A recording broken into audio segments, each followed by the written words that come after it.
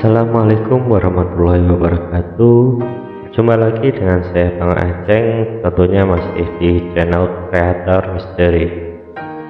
Bagaimana kabar teman-teman? Semoga selalu berada di lindungan Yang Maha Kuasa ya. Amin. Oke, kali ini saya akan menceritakan pengalaman teman kami, sebut saja namanya Fidah, yang mendaki Gunung Slamet jalur baru, yaitu di Pajaya. Gunung Slamet via Dipajaya merupakan salah satu jalur pendakian yang berada di desa Jelekatakan, Kecamatan Pulau Sari, Kabupaten Pemalang, Jawa Tengah. Jalur ini merupakan jalur yang lebih cepat dibandingkan dengan jalur Bambangan dan bisa memangkas waktu sekitar 2 jam pendakian. Meski lebih cepat, pastinya pendakian akan sangat menguras tenaga, karena dari base camp hingga pos 2 akan melewati tanjakan terjal yang didominasi lada sayuran dan hutan pinus. Mendekati pos 3, jalur pendakian akan bertemu dengan jalur Bambangan dan jalurnya sama hingga sampai puncak. Mungkin cukuplah penjelasan tentang jalur Dipajaya ini, dan kita langsung ke ceritanya saja ya.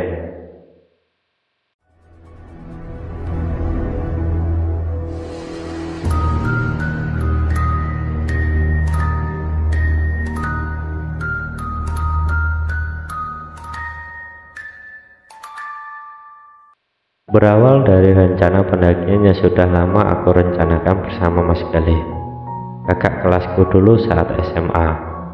Meskipun pada awalnya bingung hendak mendaki kemana, akhirnya Mas Galih mengajakku mendaki Gunung Slamet lewat jalur baru, jalur Dipajaya, yang berada di Kecamatan Pulau Sari, Kabupaten Pemalang. Mas Galih tahu jalur ini karena dia orang asli Pemalang, Jawa Tengah. Rumahnya di daerah Semingkir, tidak jauh dari Gunung Slamet, dan juga rumah Mbah Putriku. Mas Galih memutuskan untuk membuat grup chat pendakian untuk memudahkan kami berkoordinasi, karena selain kami akhirnya ada beberapa tambahan personel yang akan berangkat bersama kami. Dari grup chat ini, saya akhirnya kenal dan bertemu dengan Mas Hendri, Mas Seno, Mas Maston, dan Mas Kiki. Akhirnya jadi teman akrab, bahkan jadi tim pendakian yang sangat solid. Aku juga mengajak 2 orang terdekatku untuk ikut pendakian ini, Vincent dan Hari. Rupanya Vincent dan Hari sangat antusias ikut pendakian ini, sekaligus untuk mengisi hari libur Natal dan Tahun Baru yang panjang. Hari dan Mas Seno adalah pendaki pemula. Mereka sama sekali belum pernah mendaki gunung. Namun, teman-temanku sangat welcome sekali pada mereka. Bahkan malah senang karena bisa menambah teman. Pada hari Jumat malam, tanggal 21 Desember 2018 jam 8 malam, kami sudah berkumpul di satu titik poin di Cilandak Town Square untuk selanjutnya akan dijemput dengan travel. Namun, karena macet yang panjang, kami pun harus menunggu 1,5 jam sampai akhirnya travel tiba di Cilandak menjemput kami. Kami naik mobil Luxio dengan ongkos 120.000 per orang. Di luar dugaan, sang sopir travel memuat penumpang lain bersama kami, sehingga total ada 10 orang bersama kami. Suasana desak-desakan membuat kami bete. Belum lagi sang sopir membawa kami melalui jalan yang panjang macetnya, yaitu Jalan Bekasi Cibitung. Pada jam 3 pagi, kami baru masuk tol Cipali. 3,5 jam kami bermacet-macetan di tengah suasana desak-desakan. Rasanya tulang kami remuk semua. Jam 5 pagi kami masuk tol Brexit, hingga akhirnya kami tiba di rumah Mas Galih jam 9 pagi. Setibanya di rumah Mas Galih, kami disambut baik oleh ibundanya Mas Galih. Ibu sudah menyiapkan kami sarapan teh, kopi, jahe panas. Wah, rezeki anak soleh ya. Anggap saja semuanya laki-laki. Meskipun dalam setiap pendakianku, aku selalu menjadi perempuan satu-satunya. Setelah kami selesai menumpang mandi, sarapan, pembagian muatan, dan packing ulang, kami pun dikenalkan dengan Mas Ton, sahabat dari Mas Gali, orang asli Pemalang. Walaupun aku perempuan sendiri, tapi muatan keril tak pernah pilih-pilih. Aku memang selalu membiasakan diri untuk tidak manja dan tidak ingin diistimewakan. Selesai berberes, kami langsung berangkat menggunakan mobil backup yang sudah disewa Mas Gali dari teman SMA-nya dulu, dengan harga 250.000 kali jalan. Betapa bahagianya aku dan teman-teman naik mobil backup. Jarang-jarang kami naik seperti ini. Kami mampir sebentar di pasar Randu Dongkal untuk membeli perlengkapan yang kurang, lalu melanjutkan kembali perjalanan menuju desa Pulau Sari. Pada jam 1 siang, kami tiba di desa Pulau Sari, desa yang berada di atas ketinggian 1000 mdpl di lereng utara Gunung Slamet. Selama perjalanan, kami disajikan awan mendung, gerimis, hingga hujan yang cukup deras. Sampai di tengah perjalanan, ternyata mobil backup tidak bisa naik ke atas karena beberapa bagian jalan sedang ada perbaikan, diaspal ulang dengan tujuan memudahkan para pendaki yang hendak menuju base camp di Pajaya. Akhirnya mau tidak mau kami harus turun di persimpangan, dan selanjutnya kami berjalan kaki sekitar 20 menit dengan keadaan jalan yang terus menanjak. Mata kami disungguhi pemandangan yang luar biasa indahnya. Sawah hijau, ladang sayur mayur, rumah-rumah warga, serta peternakan warga. Perlahan kabut pun turun, dan sepanjang jalan yang kami lalui tertutup kabut yang cukup tebal. Udara dingin pun semakin terasa. Aku yang sudah kelelahan di mobil travel tak sanggup berjalan. Saat itu aku berpikir, jika terus dilanjutkan berjalan, maka aku akan tidak melanjutkan pendakian. Rezeki tak lari kemana. Ada seseorang pemuda menawarkan jasanya untuk memberiku tumpangan sampai base camp di Pajaya. Sesampainya di base camp, suasana ramai para pendaki sangat terasa. Aku pun berkenalan dengan Mas Samsul, ranger yang bertugas di base camp di Pajaya. Ini adalah pendakianku yang kedua di Gunung Slamet. Setelah sebelumnya, aku pernah mendaki gunung ini melalui jalur Bambangan. Namun, saat itu tidak sampai puncak, karena aku dan teman-teman terus digempur badai, serta kabut tebal. Kami pun memilih untuk turun menyelamatkan diri, daripada memaksakan ego untuk tetap mendaki. Registrasi kami lakukan dengan membayar biaya retribusi sebesar 15.000 per orang, melengkapi administrasi dan meninggalkan jaminan KTP asli milik Mas Gali. Jam 2:30 kami menunaikan sholat zuhur terlebih dahulu, barulah melanjutkan pendakian. Tiba di Gapura Selamat Datang, kami melakukan doa bersama dan diakhiri dengan tos alayum gambreng khas kami serta foto-foto sebentar. Lalu kami mulai mendaki, melewati sawah, ladang, dan peternakan warga, lalu masuk ke dalam hutan pinus yang sudah diubah menjadi arena permainan seperti rumah pohon, jembatan tali, flying fox, serta ada camp area untuk mereka yang tak ingin mendaki namun ingin merasakan camping. Tempat ini disebut wisata Bukit Melogi Cinta karena desa ini sudah berada di atas ketinggian lebih dari 1000 mdpl. Maka keindahan pemandangan yang sangat luar biasa sudah bisa terlihat. Bahkan awan yang berarak dan pemandangan Gunung Sumbing Sindoro sudah bisa dinikmati tanpa harus lelah mendaki sampai puncak. Setelah melewati hutan pinus, kami disuguhi trek yang mulai menanjak menuju pos 1, pos 2, dan pos-pos pendakian selanjutnya. Sekitar jam 4 sore, kami tiba di pos 1. Dengan lahan yang sudah landai, kami memutuskan untuk mengisi perut dengan makan nasi megono dengan gorengan tempe yang sudah dibungkus sebelum pendakian. Seperti biasa, kami mencampur 5 nasi bungkus menjadi satu dalam satu tempat dan menyantapnya bersama-sama. Tak ada rasa jijik atau gengsi. Makan bareng dengan banyak tangan. Setelah makan, aku melakukan sholat asar, kemudian aku permisi buang air kecil. Aku sempat kebingungan mencari spot buang air kecil karena hampir semua spot banyak penunggunya. Berulang kali aku meminta izin, namun banyak teman yang tidak dibolehkan. Hingga akhirnya 2 orang bocah kecil yang tak kasat mata, yang cuma bisa dilihat oleh mata 3 dimensiku, saja mengizinkan aku untuk membuang air kecil. Setelah selesai buang air kecil, sampah tentunya tak aku tinggalkan begitu saja. Teman-teman yang lain pun telah membersihkan tempat bekas makan dengan rapi. Aku sempat menegur Hari untuk tidak merokok di bawah pohon, karena ada 2 bocah kecil yang terus memperhatikan aku. Jam setengah 5 sore, kami melanjutkan pendakian kembali menuju pos 2. Baru berjalan sekitar 15 menit, tiba-tiba Hari kelihatan menggigil.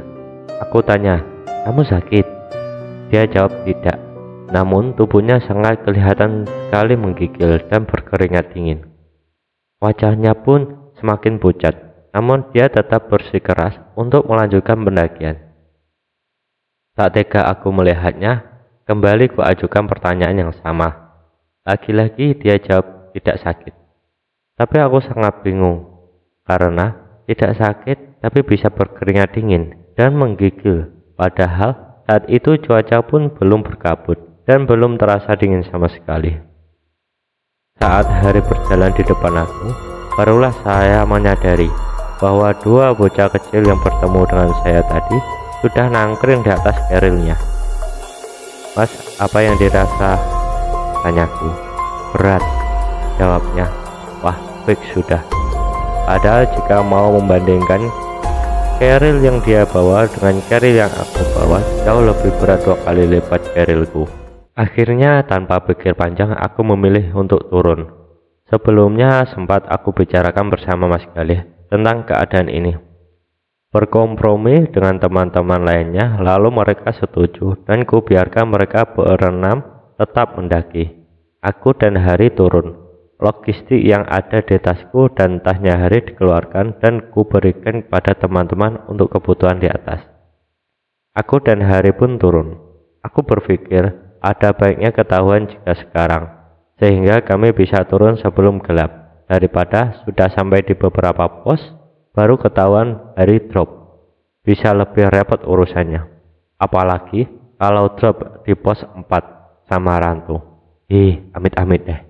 Selama perjalanan turun, kami berdua berjumpa dengan beberapa pendaki setelah melewati pos 1. Hari semakin gelap dan tidak ada pendaki lain yang nanjak. Tinggallah kami berdua. Hari sudah merasa ketakutan karena terdengar suara gaduh langkah yang sangat banyak. Pikirku saat itu kami dikepung. Aku sempat selfie di beberapa lokasi. Kebiasaan lama yang ku lakukan lagi. Benar saja, saat di base camp, aku mengecek beberapa foto ada yang tertangkap kamera. Bayangan putih seperti perempuan sedang mengelus-elus perut, perempuan berambut hitam panjang sekali, dan sebuah wajah yang memantau kami dalam semak-semak pepohonan. Bahkan saat itu suara gaduh, suara aneh, bahkan ada saja suara panggilan cuy, wuih bersaut-sautan. Kami berdua sudah tak memperdulikannya lagi. Kami tetap mempercepat langkah kami ketika aku lihat rembulan putih tertutup awan putih. Aku berharap awan itu tak akan bergeser dari peraduannya. Jangan sampai rembulan itu nongol dengan sinarnya. Namun harapanku sia-sia. Perlahan sang awan menggeser membiarkan rembulan memancarkan sinarnya. Dan sekejap saat itu juga sekelebatan bayangan putih berseliweran melewati kami. Hari semakin memperkencang genggamannya. Rasa takutnya berasa. Aku pun sama, namun aku memilih tetap tenang. Berulang kami bergantian jatuh. Aku merasa seperti ada yang menarik tanganku keras. Namun Hari dengan sigap selalu menarik tanganku satunya. Bagaimanapun kondisinya, kita tetap sama-sama ya. Hari tahu dengan kelebihan penglihatanku ini. Aku adalah sasaran empuk untuk makhluk kasat mata mengajakku interaksi denganku. Dibentak selalu aku jika terlihat bengong, hingga akhirnya kami kemalaman di jalan. Rasanya trek turun ini jauh lebih lama daripada trek menanjak. Kami merasakan jalurnya yang sangat panjang berjam-jam. Padahal normalnya bisa ditempuh hanya dengan 1 jam saja. Tiba-tiba kami baru menyadari bahwa kami telah berkali-kali tersesat. Lagi-lagi kami berada di ladang warga, di sawah warga, di mana tempat itu tidak kami temukan selama penanjakan. Kami terus beristighfar, memohon petunjuk, hingga akhirnya aku mendengar suara yang cukup serak dan berat bilang, "Kowe napa rak tekan dhuwur ndo? Wis dienteni kok." Kalau diartikan, kamu kenapa tidak sampai atas? Sudah ditunggu kok. Sekejap aku lupa ingatan. Menurut cerita Hari, saat kami kesasar, aku terus berjalan dengan mata terpejam. Hari menyadari bahwa aku sudah kerawuhan. Namun, Hari tetap memilih diam meskipun dia merasa ketakutan. Berkali-kali tanganku menghentak, menggenggamnya sambil berkata dengan suara serak dan beratnya, "Jangan takut." Namun Hari hafal itu jika bukan suara asliku. Hari hanya nurut. Sepanjang perjalanan, pocong, wanita cantik, bahkan bocah dan bocah dingklik pun terlihat seliweran ke sana kemari. Setibanya di gapura, selamat datang, aku meminta Hari untuk mencium tanganku. "Aku pulang, cium tangan." Tetap dengan suara serak berat dan mata terpejam. Lalu aku bersungkur lemas dan nangis-nangis. Disitulah Hari menyadari bahwa sedari tadi yang berjalan bersama dia bukan hanya diriku. Sesampainya di base camp, aku pun masih belum sadar. Mas Samsul yang sudah tahu keadaan seperti ini hanya tertawa dan terus mengajakku berbicara. Menurut cerita Hari, aku bahkan tak merasakan dingin, padahal malam itu suhu begitu dingin. Aku menolak duduk diberi alas, tak mau duduk di kursi, hanya mau duduk di lantai dingin dengan obrolan ngalor ngidul tidak jelas. Bahkan aku tak segan-segan meminta dibakar kemenyan, hingga akhirnya Mas Samsul diam-diam dan komat-kamit membatin. Saat itu sosok yang ada di tubuhku mengetahuinya, kemudian membentak, "Gak usah bisik-bisik kalau bicara." Spontan orang-orang basecamp tertawa. Bahkan tengah malam pun aku kuat mandi dan keramas dengan air dingin. Aku hanya merasakan aku mandi dengan air hangat yang telah disediakan oleh 2 bocah kecil baik hati itu. Pantas saja saat aku masuk kembali ke dalam basecamp, semua mata melihatku heran. Mungkin mereka pikir wanita gila tengah malam mandi keramas. Sampai akhirnya aku merasakan tubuhku lelah dan merasa menangis, lalu kembali tidur dan menangis lagi, lalu tidur. Mas Samsul sangat baik hati menjagaku dan siap sedia di saat aku kerawuhan. Keesokan harinya, aku baru menyadari bahwa aku datang bulan dengan derasnya. Saat ku dengar cerita Hari, aku baru sadar, jangan-jangan aku gampang kerawuhan karena aku keadaan sedang datang bulan. Wallahu alam. Namun, aku sangat bersyukur dipertemukan oleh sang nenek yang menuntun aku dan Hari keluar dari tersesatnya kami di hutan jalur pendakian Gunung Slamet. Oke teman-teman, cukup sekian cerita dari Kreator Misteri. Jangan lupa untuk selalu dukung channel Kreator Misteri dengan cara klik subscribe, like, komen, dan share ya. Oke, saya akhiri. Wassalamualaikum warahmatullahi wabarakatuh.